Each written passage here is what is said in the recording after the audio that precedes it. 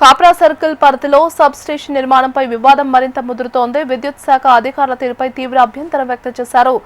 భవానభూషి corporator house building society అధ్యక్షుడు Sita Anjaneyulu court వివాదంలో ఉన్న స్థలంలో 2 కాలనీల మధ్య సబ్ స్టేషన్ నిర్మాణం చేపట్టడం చట్ట విరుద్ధమని ఆయన ఆరోపించారు. హైకోర్టు స్టేటస్ కో ఆర్డర్ ఉన్నప్పటికీ పనులు కొనసాగించడం సరికాదని అన్నారు. సబ్ స్టేషన్ వల్ల ప్రజల ప్రాణాలు ఆస్తులకు ప్రమాదం ఏర్పడే అవకాశం ఉందని ఆందోళన వ్యక్తం చేస్తూ నిర్మాణ పనులను వెంటనే నిలిపివేయాలని ప్రభుత్వాన్ని విద్యుత్ శాఖ అధికారులను డిమాండ్ చేశారు.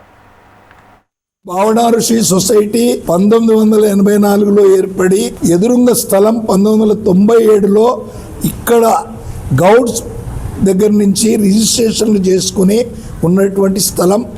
దానికి 2009లో జిహెచ్ఎంసి వాళ్ళు మాకు లేఅవుట్లో కూడా పర్మిషన్ ఇచ్చిండ్రు.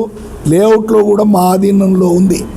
కానీ అక్కడ సాయిబాబా వెల్ఫేర్ అసోసియేషన్ అని ఒక వాళ్ళు ఈ స్థలంలో కొంత మాకు సంబంధించి ఉంది, మాకు ఇవ్వాలి ఇది అని ప్రభుత్వంతో వాళ్ళు కొట్లాడము, కోర్టు కేసులు ఇవ్వడము, ఇది 2001 నుంచి ఇప్పటి వరకు కోర్టులో ఉంది.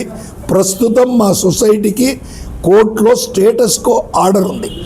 అయినప్పటికీ కూడా రెవెన్యూ అధికారులు సుచరిత అనే మేడం ఇక్కడ తహసీల్దార్గా పనిచేస్తున్నప్పుడు ఆ స్థలాన్ని ఆమె ఆధీనంలోకి తీసుకోవడానికి ప్రయత్నం చేసినప్పుడు మేము వెళ్ళి అన్ని విధాల ఆమెను ఇది చేసినాం.